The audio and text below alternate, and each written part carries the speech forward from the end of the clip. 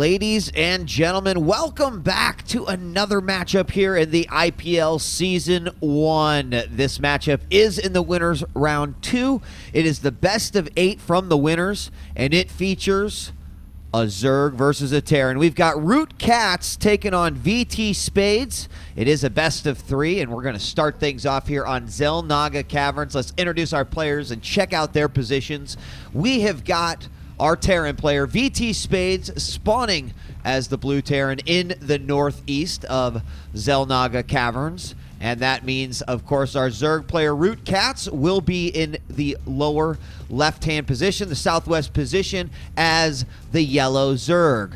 Now, just a little bit of history about these two players as it relates to the IPL Season 1. ROOTCatZ made it here by defeating LG Og in another best of 3, and I do highly recommend those games. Now, ROOTCatZ is an unorthodox Zerg. He plays pretty much different than any other Zerg that I think that is out there on the circuit right now. Some Zerg are super macro Zergs, some Zerg are super aggressive Zergs. KATZ has this ability to really mix them all together and just do anything that he really wants to, and I know we've been looking at that hatchery for a long time. As I want to talk about the history of these two players, I'll now focus on what's going on here in the Terran base. We do have the barracks going down. KATZ had a game with such an absolutely ridiculous strategy in the last round versus Og that I highly recommend that you go and watch that. So if you haven't, then pause right this moment, right?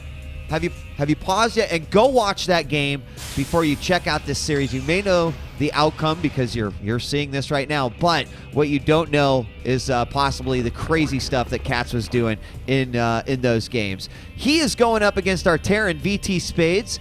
Spades was in Korea for a little while. He wasn't able to qualify for any of the GSL events, but just going out to Korea and getting a chance to play on those servers without lag and getting to interact with the players is really, it can do amazing things for you. So let's take a look in this game. Oh, I did want to mention VTSpades also defeated IGN Control, who did do very well recently at some live events within the past few months. So, keep in mind that he took out a very formidable opponent here to make it here into the best of 8 for the IPL Season 1. Taking a look at things now as we focus all of our action or our eyeballs to this game. We have a command center going up. The hatchery did go down for KATZ. He also put down a roach warren, has his gas up and running, 128 gas right now. Has not researched his metabolic boost yet, which is essentially Zergling speeds. For those of you, as Tasteless would say, for any StarCraft noobs out there, you obviously want fast Zerglings, especially versus the Terran. So right now, Terran putting up a bunkers for some additional defense at their wall. In case any Zerglings come up there, they can hit safely from there. And just in case there's a Baneling bust, they might be safe in that bunker. We have 2 more barracks going down, so we're going to have some heavy bio play coming out of VTSpades while he expands behind it. And, getting this command center with the proper build can be great in so many ways. Even if you're getting pressured by the Zerg, you can still produce SCVs out of here. You could still, once it's an orbital, get mules, use scans. So it's really beneficial to actually build it in your base, go with the orbital, and then land it over. Of course, you'll see the pros do it a lot. And unless you know for absolute you are in the lead, a lot of times you'll see players not build at the actual location where it might happen. Later on in the late game when there's an army and, a lot of times at the gold, you'll just see maybe a command center go up right there. But a lot of times it depends on the control. So we do have some roaches from KATZ making their way up right now. We got about 5 roaches incoming here to the ramp. Now, roaches actually can do really good in a situation like this because of where the bunker is. He's just going to poke up there and come back. Now, if he had any sort of vision at all, and it looks like he's going to go directly for the bunker. Now, the SCVs are going to repair. A very smart move there by Spades. They're going to have to get out of position. A couple roaches do go down. If you have vision up here, the roaches obviously can hit things like this supply depot, maybe even the barracks. Unfortunately, there is an overlord over here, but nothing within this area. And I have to say, I'm a little surprised. A lot of times we do see overlords scouting, say, you can see that he's just basically covering his base, and every Zerg plays a little bit differently. But this overlord could have been, say, right over here where you're going to float it into your opponent's base later on. And then he could have said, well, hell, if I have vision up here, I can do some serious damage. So floating it to right here would help and allow him to take something out like that. But he's just going to have a light roach contain. Now, remember what I was talking about earlier with the orbital command. Here you see in practice exactly what I was talking about. The Zerg is outside. Hold on, the Terran looks like they might want to push. Is it concussive shells done? No, it is not done yet. And is it researching? It's not. So mostly marine upgrades with stim and combat shield going up. Of course, stim is huge on Marauders too, so shame on me. But you do see the orbital up. It's inside the base, and he doesn't need to expand yet. He'll be able to transfer over a lot of these SCVs, but the Terran's going to move out because he has to expand. At some point, we're going to see the Zerg taking a third base, so this is a smart move. He's got to apply some pressure. One roach will easily get taken out, and stim is not yet complete, so this is going to be somewhat of an uphill battle here, but there's just simply not enough roaches, and really Spades can thank his Marauder count for that. Marauders, of course, doing a ton of damage versus armored, almost double what they typically do. So, getting out a few extra Marauders and then pushing against a bunch of roaches was really a smart thing to do. Of course, we don't have a Baneling nest up. We just have that single gas right now. I take that back. We had a Baneling nest right there. So I guess I was going to say, well, he could have attacked with those Banelings, maybe done a little bit more damage to the Marines, Lynx, and then roaches sort of cleaning up on the Marauders. Now, shame on me for not actually seeing if the scan caught the Banelings. We do go down and look at vision, and I do believe that he at least caught the Baneling nest, so he's going to know very much that that is there. Now, we could have a possible attack here. There are no bunkers here at the front, which is going to mean that the Zerg is going to get a pretty decent attack here. More Banelings coming into play, and we've got a lot more on the way. I know there were some. There we go. So some slow Banelings coming up. Now, does he know about this? Marine is going to move forward. Oh, Marine sees a lot of Zerglings, but he does not see the Banelings. He is going to be out. However, get ready for this attack. We're going to see a nice spread here with the Marauders up front. They can be meat shields for these Banelings. Obviously, the Marines are going to be the targets, and here come the Banelings, and a lot of them too. Zerglings coming in from the other side, and we're going to take out a wall of Marauders. Let the Zerglings do the rest. Banelings trying to get in. They will take. Oh, they do get a few Marines there, but a great split by Spades. There is nothing more on the way. And if I could be critical on any player in that particular battle, I have to be critical of ROOTCatZ. I feel like maybe wasting those Banes on those Marauders up front was not the smartest move.